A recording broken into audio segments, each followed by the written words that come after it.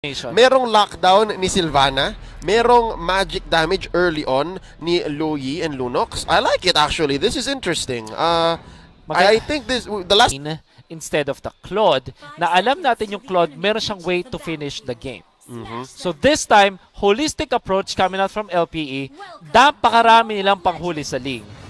But instead of Roger or Lance, Ling yung pinili nila kasi at the very least may Tempest of Blades na pang out. Si Ling na pang out. Yep. Si Ling. Kung nag-Lancelot or Roger kasi ang Bren Esports, napakadaling nila huliin lalo. Yep, mas madaling i-time ang Phantom Execution. Bibilangin mo lang, abangan mo lang sa dulo. Right. But for the Tempest of Blades, it's essentially an iframe. It's a super iframe. Yeah. Right now, laning-wise, Rebo versus Jake, Flap versus Ryota. I feel like Ryota here, definitely sa early stages of the game, mabubugbog talaga siya ni Pacquiao. Yeah. So this time it's Kaja mid lane para sa LPE. Potential choices ay syempre Clock of Destiny or Fleeting Time, pero usually nagka-Calamity Reaper ang mga mid na Kaja for the burst. Yep. We might see that. Ang problem nga lang with LPE is hindi nila madaling pigilan ang pag-farm ni Carteezy kasi ang ginawa ni Lusty on this tank back siya, tinulungan niya kasi alam natin di ba mabilis mag-take, but eto na. Here we go, Rebo tatamaan ng Deadly Magics. Might actually survive. Not much damage laid down by Jake the Dog for him. So, bilang zoning, okay din siya para pauwiin si Rebo. Pero mabilis rumisponde si Lusty. At si Carl, check this out. Okay. Papasukin niya sa loob si Jake the Dog. BMI in. Few with us assist. And that's gonna be first blood for Bren. And actually, Jake the Dog opted to go for Flicker. I like it. Yung decision niya para makalabas. Extra mobility. Kind of makes me think, mahirap pa rin mag-load sa laban na to. Imagine this, meron kang back siya, meron ding Pakito. Hindi siya easy go. Yeah. Parang at this point, maybe the Purify would have been better. But just the same, I think Bimo is missing out on a huge opportunity. Kanina ko pa nakita na bakit ka sa bottom bumibisita. I think, again, just an opinion, they need to do what Lusty did for Rebo in Game 1. Yeah, kasi eventually yung Barats will not even care about the Pakito anymore. Yeah. That's a matchup na alam natin alam yung Barats. Yep. In fact, yung Pakito pa yung kailangan mag-react, but now Rebo buying so much time actually. Mukhang ito ang plano ng LP. Instead of sending one to defend, bubugbugin na lang nila ang top lane. Down goes Rebo, traded out for Arvs and Aspect. Lusty surviving. Minamama niya si Jake the Dog. Wala ka pang weapons, wala pang items. Jake, kayang-kaya pa kita. Few to the rescue as well. That's all wins for Bren. LPE, pure. Napakaganda nung idea, but poor execution. Merong isang little move na ginawa si Rebo that actually made it so na naging mahirap yung LPE. Nahirap yung LPE. So instead na paback siya, papunta dun sa base, paangat ang ginawa ni Rebo. Yep. He actually crossover niya, basically yung LPE. Oo. Yung little move na yun, nag-spend ng sobrang daming oras yung Bren Esports, duly punished ng LPE afterwards. Para may time rumisponde ang mga tropa ng The GOAT. Love it. Ladies and gentlemen, already about 1,000 gold ahead ang Bren Esports dito. Lusty looking for one. Matatalunan dito si Arvs, Ryota to the rescue. Bimo answering back as well. May trap siyang linagay doon sa bagong brush na pumasok. Nice effort for Bren to just zone out LPE for the first turtle of the game. The classic movements coming out from Bren Esports, si Lusty and si Flap TZ. Kahit ano yung matchup ng heroes nila, ang kailangan lang nilang gawin ay mang zone out. They also have the added flavor na nanood si Few kahit hindi na nga kinailangan yung real world manipulation. Yung crystal pa lang already giving them vision. At si LPE hindi rin ready nung time na yun. Do take note, LPE, malakas sila pang pick-offs with their mid lane composition. But when it comes to team fights around turtles, mas madali ang buhay ng Bren kasi napakarami pang zona to. Yep. Tatalunan ni Lusty ang isa. Few puts in the final blow. Maisahan dito. Arvs na pick off.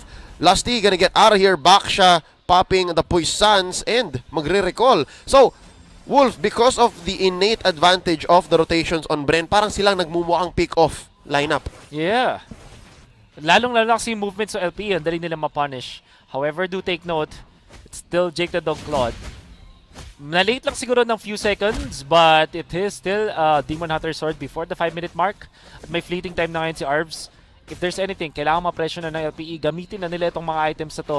Mamaya, hindi na ganun ka-effective. Kumbaga, mapapanis na yung kanilang timing, kanilang items. Kailangan na nilang gamitin ngayon. For now, masarap pa. Yes. Habang mainit, guys, kainin nyo habang mainit. Yan ang gustong gawin dito ni Aspect. Naku po, baka ma-update na naman sila ni Rebo. Let's see, Rebo. Lalagyan ng trap dito ni Bimo. Oh, nice! Divine Judgment dito ni Lusty. Sasaluhin plus Deadly Magics. Yan ang sinasabi natin, Wolf, na kahit back siya, hindi ka magsasurvive. But to be fair, kinain ni Lusty lahat yun. Lahat yun kay Lusty lang. But I think it's one thing na sabihin natin pang soak ka ng damage, but also another thing na yung impact niya ay maganda para sa LPE kasi nakapag-push sila dun sa may bottom lane. Yeah, great conversion. Great conversion. Rebo, kahit pa meron siyang Meteor Shower, ang dami kasi pwedeng tumank, particularly si Popol. So they're still okay. Si Kupa. Si Kupa pala, sorry. Si Kupa na lang para hindi mamatay si Bimo. Tama. That we're able to tank through that at nakapag-push sa may bottom lane. Question is, kaya ba nila convert sa turtle to? Currently, we are sitting at 100% turtles for Bren Esports. Lusty, gonna be baiting it out. Alam niyang hindi pa nakaposisyon si Carl TZ, wants to get his purple first. And, Wolf, I like what Jake the Dog is doing here. Kanina dead lane yung top, tapos alam niyang medyo mainit na yung bottom, sumasagot na ang Bren. And hold up, Arvs, nice pull onto one, Flap TZ, sabugan. Pero gandang sagot dito ng Bren. Real world manipulation plus Meteor Shower. Few gonna be punished here in the middle of the river. 2 for 3 ang palitan. Jake the Dog goes down. Lusty and Carl TZ left here for Bren Esports. 3v2. Lusty gonna go down. Mag-isa na lang dito ang Prodigy. What a turnaround to the turnaround. Mas maganda yung ginawa ng LPE. Mas marami sila nakuha kills. Bren Esports had hope kasi ang ganda nung combo ng mga knockups eh. Parang sabayang bigkas mula sa Bren Esports. Sunugan. But LPE ang ganda nung second fight. Kumbaga may, di ba, may first blow yung straight jab nila. Finalo nila ng hook. At yung hook na yun ang galing mula kay Jake the Dog dun sa likuran. May isa pa siya kasama nun eh. Forgot who it was, but them combining together para makuha yung mga backliners. Rebo and Few, nagulat sila eh. May nang likod and Ryota. Parang daming damage yata. But look at this. Flap TZ, sasaluhin ng Deadly Magics plus Detona's Welcome. And I think that was maybe a small miscalculation. Kinain habang naka-Deadly Magics. So walang masyadong damage. Naka-survive pa si Pacquiao, hindi na knockdown. And that means na ang Bren Esports makakuha na naman ng footing, makapag-farm ulit. OP, however, napaka-crucial nung fact na si Jake the Dog na sa likuran. Kaso nga lang, mas crucial yung kill ni Carl TZ doon kay Jake the Dog. So, kung titingnan natin yung mga cores, hindi na to Carl TZ laban kay Aspect. This is actually Carl TZ versus Jake the Dog already. Aspect more on the pick-off na lang siya. Siya na yung gagawa ng carpet para lakaran ni Jake the Dog later on. So, now, it's gonna be critical for both teams. Linuluto ni Aspect, pero si Jake mamayang kakain. That's right. Let's see. Again, Bimo is also very instrumental dito. Napaka-importante ng ginagawa ni Bimo para hindi ma-face check ang dalawang core niya. Flap TZ picking up the Bloodlust Axe. Lusty, naghahanap ng engage. I-clear muna sa baba. Glowing one coming out from Rebo. It's gonna be scary! Papasok! Mahihila! Few! Nakapaglabas pa ng real manipulation but he gets picked off as well. Down goes Bimo. Arvs traded out. Papasabugin dito si Aspect. Out! Sabi ni Jake. Out! Not a good place. Man, I just can't believe how genius Carl TZ is sa pagbato niya ng... Bihira kasi, pag nakakita tayo ng Ling, parang hindi na nga tumatama yung knock-up eh. Yung normally kasi, when you pop the ultimate, parang nangyayari na lang is either defensive, rarely siya naging offensive, but rarely siya ginagamit for knock-up. Flap TZ with a dodge, by the way. Sparring sila. And I wanna take note, yung knock-up na nagawa ni Carl TZ, nagawa niya kasi hinintay niya na mawalan ng dash or ng way para makapag-out yung mga members sa LPE. Therefore, making it na sobrang sulit nung Tempest of Blades. Bihira na tayo makakita niyan. Again, what was that? Season 5, huli natin kita ng mga offensive Tempest of Blades. These days, usually, it will only equal to 1 kill or pang-out nung Ling. And Chango, dealing the damage already, hindi niya ganun kasulit yung pagkagamit ni Rebo kasi maganda rin naman yung pwestuhan ng LPE. Pero yung secondary fight, dun lumalamang yung Bren Esports. Kumbaga, sa unang suntukan, yung LPE, hard punch talaga. Pero pag hindi nila na-knockdown agad yung opponent, nakakapag-counter punch yung Bren Esports. Parang haymaker ang hanap na LPE. Dapat, kung ma-knockout kita dito, okay. Pero kung hindi, babawian mo ako ng 3-hit, 4-hit combo. Jab, straight hook. Mabigat, mahirap. And that's what Bren Esports is bringing here. Their uptime is so high. Specifically also because of the Pakito. Manny Pacquiao. Diba? Sakto, we're talking about punches here. And right now, mas maganda lang din ang rotational power. Again, another... More careful ngayon. Mas kailangan yung resource management ng LPE ay mas maganda kumpara sa Bren. Kasi yung Bren, napakadaling magdepensa on their side. Look at this. Chang'e, Eve, kapag hindi nakakuha ng wipeout ang LPE, mahirapan silang tumapos ng laban. I'll agree. Wave clear, Bren Esports has it in spades. LPE, nahihirapan pa. And now, look at this. Ang ganda ng disiplina ng LPE. Alam nilang pwede nilang hilahin si Lasty for a clean wipe, clean pick off. Pero alam nilang hindi yung tamang target. Yeah. Gonna have to look for the proper timing. Oh, double Athena is picked up by Bren. Dami lang shields. Lasty and Flap. Sabi nila, kuha tayo ng anti-magic. Anti-arbs, anti-aspect. Anti-arbs, anti-aspect. The burst is gonna be there. Riote naman, nagpapako natin. So naturally what you get from the Barats. So, Lord Dance ang mangyayari. At the 10-minute mark. Hanapan sila. This is still a level 1 Lord.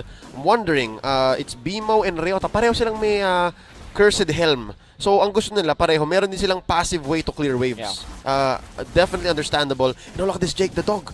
Man, pasimple lang. Baka kaya niya itong kunin, ha? Yeah, he actually can. Ooh. So quick. Nasa wala tumatangkay, so marireset. I think Jake the Dog makuha na ng stacks. At nagpaparinig lang sa Bren Esports. Sabi nila, oy, kinukuha namin to, kailangan nyo mag-react.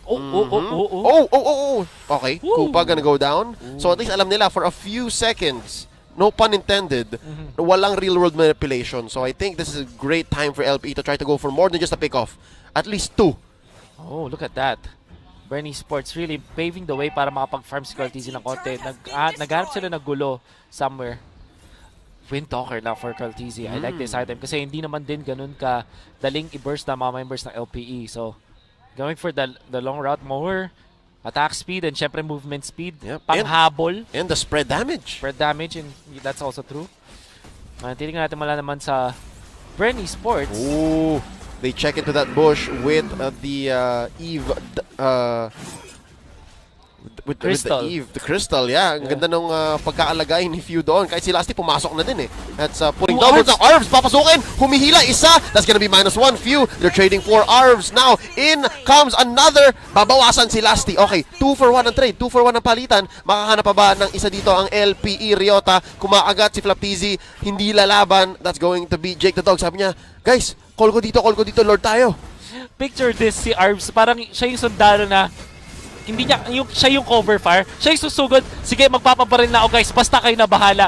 Tiniis niya yung skills ni Few para makapasok at makapag-divine judgment. And eventually, LPE was able to get the advantage. At ngayon, na-force yung flicker kay Flaptizi. Lord ang target ng LPE. Yep, this is the Thomas welcome effect. But look at this from the backlines. Cartesia, Tempest of Blades na naman. Isang offensive. Tempest of Blades, but Jake the Dog makes him pay. What a punish. And right now, nice knock-up. Double uppercut, equaling a double for Bren Esports. Babagsak si Jake the Dog dito. And right now, Arvs looking for another. Isang malupit. Ring! Isang malupit na ring of punishment. Nanakaw pa yung Lord. Flaptizi, sasabog pa siya dito. I think it's done. You know what, Wolf? All the more worth it. Riota na lang ang natitira. Manage the waves. Wait for Lord. Oh my God. LPE, biglang sila pa yung nakakuha ng Lord na yun. But, I wanna say, Bren Esports, sinugal na nila. Cartesia says, okay, sige, ako nakabala. Kailangan ko sumugal. Kasi maganda na yung move ng LPE. They were able to just take 2 kills kay Lastic para kay Few. And we'll see that in the replay for sure. Yung impact nito, this instant replay is brought to you by Oppo A94. Experience gaming at full speed with Oppo A94. Get yours now for only 13,999.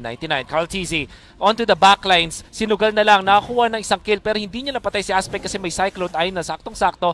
The punishment was there. Arvs gets the kill onto Cartesia and will do another MVP-esque play with this one. Sabi niya, sige, ako na bahala. And Few was able to just put him so low.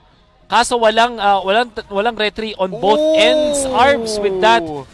Alam naman natin masakit na yung hampas dahil dun sa passive ng isang Kaja. And that's what you get with a mid Kaja, not a support Kaja. That's the mid Kaja. But right now, Cartesia smells another, goes for the my God! Pero sobrang sakit na ni Jake the Dog. Hinaagat niya na lahat sa Bren Esports. Papabagsakin niya din si Cartesia again. just about to find his groove. Sabi ni Jake the Dog, easy ka lang, nag-champion ka na, kami naman. And right now, LPE about to knock on Bren Esports' door. Sila pa talaga. Although there's a very good defense coming out from Bren Esports. May Changa, may Eve. So, defense is there. I wanna say, katulad nung sinabi natin kanina, Leo, hindi pa rin talaga safe kay RTZ. Kahit gano'ng karami pang farm, kahit ang gap niya kay Aspect ay 3 items. When it comes to team fights, kaya niya mag-ingat. Because you have so much punishment coming out from LPE. Ultimate, when you're making these plays na alam mong kailangan mo ng isugal, at yung mid laner mo na si Arvsay ganun, gonna have to give it to him. Dalawa pa lang item niya, Fleeting Time and Calamity Reaper, but that's all he needs. Exactly. That's all he needs. Tapang lang talaga eh. Parang sige. Puso ang puhunan. Puso ang puhunan. Puso ang puhunan ni Arvs dito. And again, gotta throw back to his play with the Ring of Order. Na-punish ang Bren dahil ginamit na nila lahat. So, posible pa rin pala para sa LPE na i-bait din ang Bren. Kasi kanina si Bren pa ang naghahanap ng, pick off nyo to. Ito si Flap, ito si Lasty. Pero sabi ng LPE, hindi, antayin nyo. Meron din kaming ibabato sa inyo. That's right. Wow. Can't believe that we're seeing this from LPE. Kailangan nila yung pagkapanalo na to laban sa Bren Esports because of Skid. But at the same time, Bren Esports, kailangan din nila ng recovery. And, nasabi mo na nga, di ba? Gigil ang Bren. They suffered a loss yesterday and it was a sweep. So I think LPE can actually take advantage of that emotional state right now. This is going to be another engage. Arvs here, hindi pa siya ganun katapang. Now, real manipulation, pushing them back from the back lines. Nako po, that's going to be one. Cartesi taking down Jake the Dog. This might be the turnaround Bren Esports is looking for. Arvs, medyo mababa. Bimo, mas-shutdown na rin dito. Ni Lusty and Cartesi. Hold up! Nice play by Aspect. Outplayed. Oh my God! If I may. Now, Flappies gonna look for the knockout and he finds it. Ryota na lang ang natitira. Signs of life from LPE. Pero, medyo nag-overstay yata doon si Aspect. Not much he could do. Again, Flappies smelled blood. What happened there was LPE already, sabi natin kanina na pag may round 2 yung laban, dun sila lugi. Ngayon, Ryota cannot defend against 4. Stuck, yes, he is. By the way, gusto ko i-take note kanina si Bimo, gamit yung kupa, fully na-tank niya yung Meteor Shower. But LPE, unfortunately, nagamit na ni Ryota already yung Detona's Welcome. Bago pa magsimula yung laban, na-purify lang yun. Kaya nga naman, nung dumating na si Cartesi, sobrang confident na niya. Alam na niya na meron na siyang way para manglikod. Yep, and essentially, LPE, again, the story here is they might have overstayed. Kasi kapag after round 1, pag linabas na nila lahat, wala na silang maibabawi except for when it comes to outplay. So yun, medyo nakita tayo ng moments of brilliance from Aspect. Pero yun nga, meron pa si Flap eh. I wanna say, the next power spike para sa Bren Esports, ganito yan eh, di ba pag nagkakaroon ng tug of war, na palitan ng ganito, the biggest power spike is kung sino yung mauuna sa Winter Truncheon at kung kailan yung timing na yun. This time para sa Bren Esports, perfect dahil nakuha na ni Riba yung Winter Truncheon niya. Eventually, I think Cartesi will pick up something similar. Siguro, Wind of Nature, or Winter Truncheon himself, pwede yun. Or this time is Immortality. Actually, pinakamagandang choices among those 3 yata is the Immortality. Yep, especially when we reach the 20-minute mark. Now, Arvs though, papasabugin ni Flaptizi. So that's a Divine Judgment out of the equation. Jake the Dog gonna be using the Blazing Duet from the backline, trying to clear this assault from Bren Esports. Oh, sabi ni Ryota, welcome. Sabi ni Detona, and that's going to be a flicker out. Back out, sabi dito ng LPE now. That's gonna be Bren all in. Buo pa sila, all 5. Nabawasan ng isang LPE. Libreng Lord to. Libreng Lord for sure. Unless, 30 seconds Arvs. Wala si Arvs. Oo, si Arvs. Taganakaw. Oo, yun ang kailangan eh. But Aspect is here. Oh, tingnan ang LPE ba? LPE, I don't think you can. Tingnan mo yung pwesto ni Flaptizi. Nauna na siya dun sa pwestuhan. So it won't matter so much. Easy Lord para sa Bren Esports. Yep, medyo inambahan lang ng LPE. Pero Bren Esports, ever the wiser, the experienced team here against the qualifiers team that LPE is. Alam nila yung galawan eh. Bren Esports, they expected at least 1 or 2 from LPE to try to go for the seal kasi nakaramdam na sila ng nakaw kanina eh. Not this Luminous Lord. Not gonna happen para sa Bren Esports. The items are really piling up. Nagkakaroon na tayo ng malaking problema para sa LPE. If we do find yung mga magandang pwesto mula kay Jake the Dog, which actually he is doing great. Capable, yeah. Capable Nakahanap talaga. siya Kaso may mga items talaga na magiging checkmate na. For example, No go. sobrang dami ng Winter Truncheons sa side ng Bren Esports. Mawawala na ng impact dito si Jake the Dog. Yeah. Lalo ngayon, buhay lahat ng battle spells ng Bren. Pati ult. So this is going to be an That all-out engage. Down goes Arvs. Napakaganda ng real-world manipulation sa entrance pala ng base ng LP. Hindi niya man lang pinasok. Alam niyang equal -1 agad yon. Bottom lane gonna go down here. Welcome ni Detona. Nice use of the Winter Truncheon again, Wolf. Ni Nostra mo na. Nabawasan ng isang ult ang LPE. They're counting their eggs here. There are only so many things they can do left. Nako, that's gonna be Blazing Duet. Nabilangan na Jake the Dog. Alam niyang wala ng ult from the backlines. Nice use of BMI. Ribo with the meteor shower, clearing the waves. I think LP still has this. Nice defense. They will live to see another day or so, another minute. But few. Dalawang outplays yung ginawa niya. Nung inabol na siya doon ni Arvs na nag-flicker din, hahabulin na sana siya, tamang galaw lang, and then flicker out, tapos instantly real-world manipulation, punishing Arvs. Tapos nag-Winter Truncheon to control, and last nilakad lang! Isa pa! Real-world manipulation sisimulan dito. Ang team fight gonna be Blazing Duet less. Nako yan, napapasok na siya! Nabilangan! Nabilangan kaso nakakataas din ni Jake the Dog. Will be able to run away. Napag-regen. Kamuti ka pa matunaw nung apoy, glowing one, but my God. Ganda, binilangan ni Jake the Dog. Sabi niya, Tempest, Tempest. Okay, Blazing Duet. And now, see here, Wolf, 20 minutes past. Nagsimula na ang 1 minute up death timers. It's gonna be scary. 21 minutes into this game. Pwede na mag-CR si Lasty, tas maghugas ng kamay. At least 30 seconds. So yan, bilang na bilang. Gonna have to take note, Jake the Dog is doing wonders for his team. Hindi na siya nag-Wind of Nature muna. Queen's Wings, Breastplate, sabayang bigkas. DHS finally picked up by Ling, si Carteezy. Gusto ko yung Immortality. I think it's much better choice instead of the Wind Talker. Sorry, the Wind of Nature o kaya yung Winter Truncheon. Pero yung Winter Truncheons parehas kay Few, pati na rin kay Ribo. It's so perfect. Looking at Lasty, Blade Armor, yun naman talaga yung value item dito laban sa mga members ng LPE. Yep, you're gonna be shredding down Jake. You're gonna be shredding down BMO. And eventually Aspect na bumibasic na rin at this point. Late game na tayo eh. So hindi na ganun kaganda ang full combo ng kit ng isang Harley. So he has to turn into a secondary marksman. So yun, Blade Armor, napakaganda. Lusty, even if it does equal to a pick-off like this potentially, masakit pa rin, mababawasan ng mga buhay. Bimo, papasabugin dito, Ribo gets him. And again, that's a easy pick-off, 65 seconds. Pero may trade. Flap TZ, mabubuhay ka ba, Jake the Dog? Putting in a few hits, and he survives! Just a little bit more. Isang hinga. But Jake the Dog, wala rin kasi siyang, hindi siya full stacks nun eh. Ng kayang Art of Thievery, kaya naman hindi na niya pinilit. And, wise decision by the way. Yung LPE, nag-set up sila ng Death Brush dito sa may bandang purple buff. Nandoon si Aspect, yung Kaja Harley combo sana. But Lusty was the first one to be there. And nisip ng LPE, dahil may immortality si Lusty, and the fact na back siya, tapos like 5 defensive items, hindi worth it. And it definitely wasn't.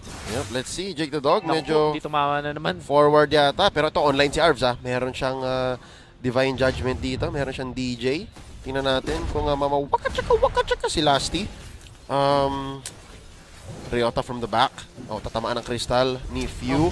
This is great zoning from Bren Esports. Libreng-libre. What a position. Look at that. The 5-man positioning of Bren Esports.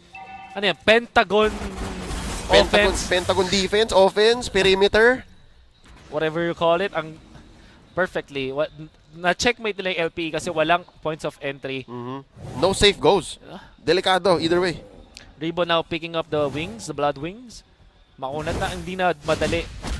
Even with the combo, das may Winter Truncheon pa siya. Napakahirap na i-1 si Ribo. Ang dami. Mala X-Borg yung light bar niya.